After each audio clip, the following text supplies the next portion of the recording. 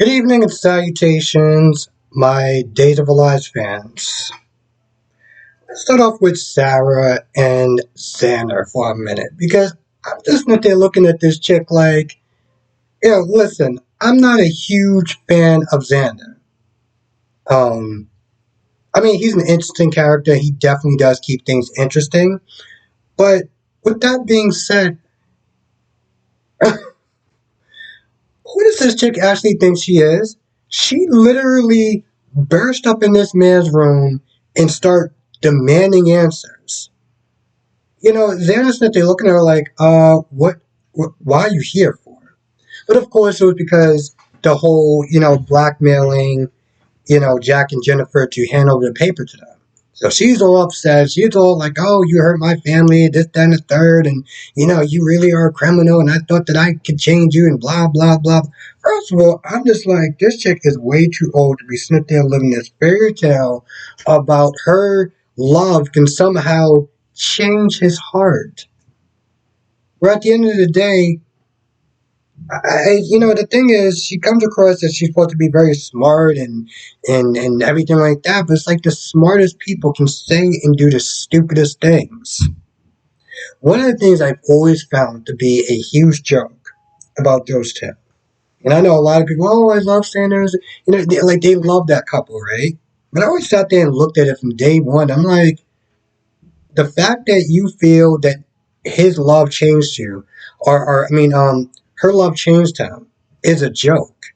Because he never changed because he wanted to change. He only changed for her. And that's not real change. So I've always found it very funny every day and every time I'll sit there and I'll watch like clips of them on YouTube and stuff and I'll see people comment in the comment section talking about, oh, I love those two together and yada yada yada. And I'm just like, what? But for some odd reason, she starts demanding, like, no, what do you have over them? What made you, what made them do it? What did you do to them? And she keeps saying it over and over and over again. And he's like, no, I don't want to tell you whatever. But for some odd reason, he decides to tell her, yeah, I blackmailed him. I blackmailed Jennifer and them or whatever. And I think she did say, and I think he did sit there and say, oh, because of the whole hit and run thing. And I'm just like, you didn't owe her an explanation. You didn't even owe the fact you could have just sat there and clearly kicked this chick out and just went about your day. You don't owe him anything. And you don't owe her anything. So the fact that she walks in there and starts demanding answers, it's like, this is a joke. And you're just gonna let her? Okay, cool. So she says what she says, then she goes up, and then she goes to the then she goes back to work, she sees a doctor, and long story short, if you're watching the previews, you know that she's pregnant. Um, I don't understand why Maggie's sitting there asking Rex, oh, what are y'all two doing? And why are you with her? And this, that, and the third. And I'm like, oh, she's a grown woman. She can make her own choices and decisions. Well, she's at a very vulnerable place right now. She's a grown woman. Okay, let's not sit there and put all this blame on Rex. Rex is like, yo, listen, she told me it is what it is. It was a one-time thing because apparently the staff or whatever said something. I'm just like, oh, you need to sit there and talk. You need to sit there and talk to that guy Monday morning about him, getting his nice good pink slip. All right. I don't know. It just kind of annoyed me that she started asking a bunch of questions like, well, what are your intentions for my daughter? And this, that, and the third. She's not 15. Okay. She is a highly educated doctor. She's good. But he does sit there and say he wants to take her back to wherever he was from. And towards the end, he goes to see Sarah. And before he can even sit there and ask her about moving, she's like, I'm pregnant. So there's that. I don't know. Any scene that I gotta sit there and watch with Alex that gotta like talk to Stephanie, it's so insufferable.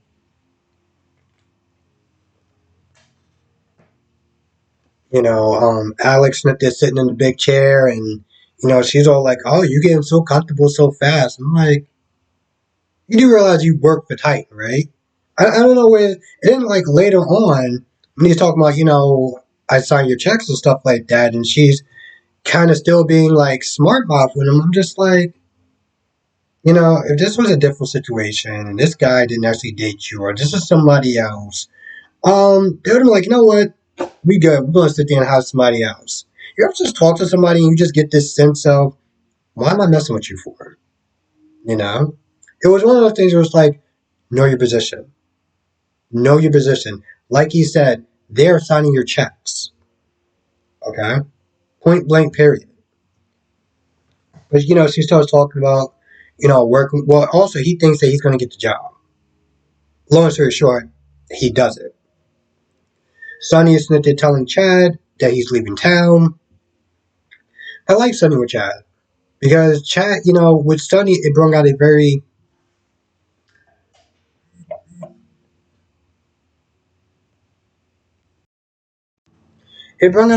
human side to him. When I first started watching, I was like, man, this guy is a dick. Like I always felt like Chad was such a dick. Um, but him losing Abby, him being friends with Theo and Sonny and stuff like that has definitely brought out another side to him that has definitely made him more tolerable to watch. Um, but he does talk about how Stephanie's going to be working with Alex, and he's not really too cool with that, and he really kind of like her, and it's still difficult to getting over Abby.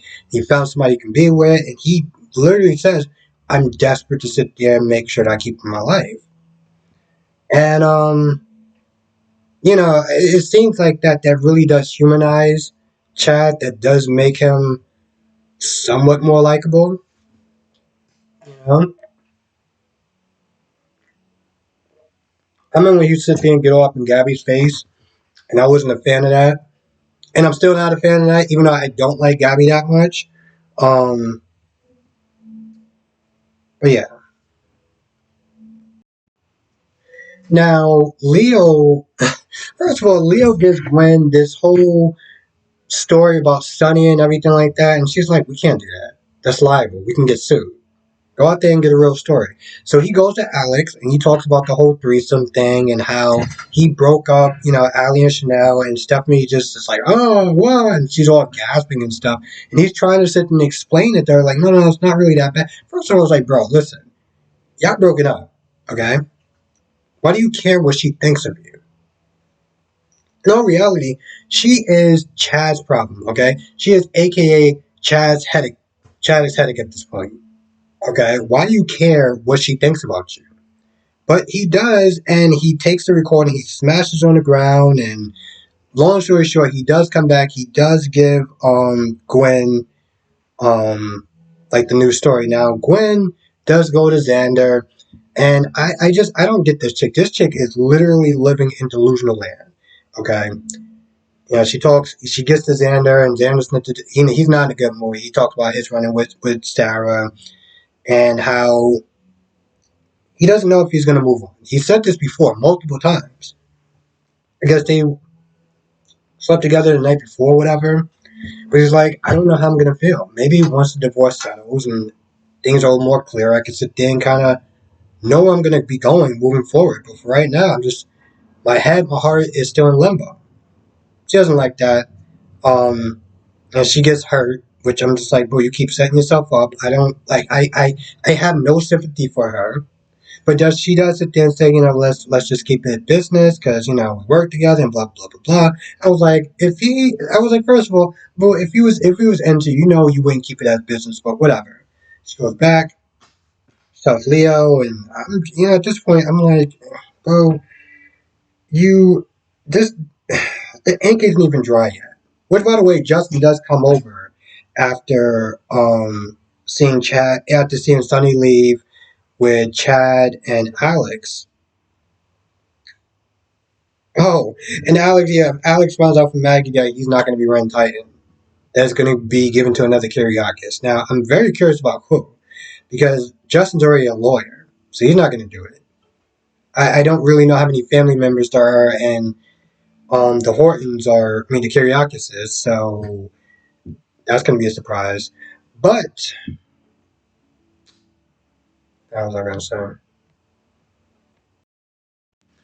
Now I'm thinking about. I'm surprised that Sonny didn't go with Will and Allie. I thought he was. I thought they were. I thought all three of them left at the same time. But apparently, this was his last episode. So there's that. I feel like I'm missing something. I feel like I'm missing something. I can't think of what it is. If I had to guess the person who's going to be running Titan, I would sit there and say it's Philip. I would sit there and say it's Philip. Now, granted, I don't know how they're going to do that. Dude faked his death. Pretty sure he got a lot of charges ahead of him. Um, so I don't know. I don't know about that. Something else I've been sitting there wondering.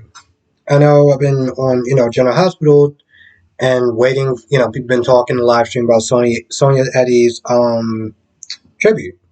And I've been wondering what they're going to be doing for John Anderson. Okay, because I can't imagine them just doing that last good 2 minute clip, and also the stars that they're talking about. I can't imagine that. I can't imagine that. Maggie was sitting there saying that Victor's out of town or whatever, and I'm just sitting there like, I'm wondering, are they going to run? Are they going to do that route? Or are they going to do that route like they did with Sonya Eddie's? Oh, she's off to nursing school and stuff like that. I wonder if they're going to sit there and do that with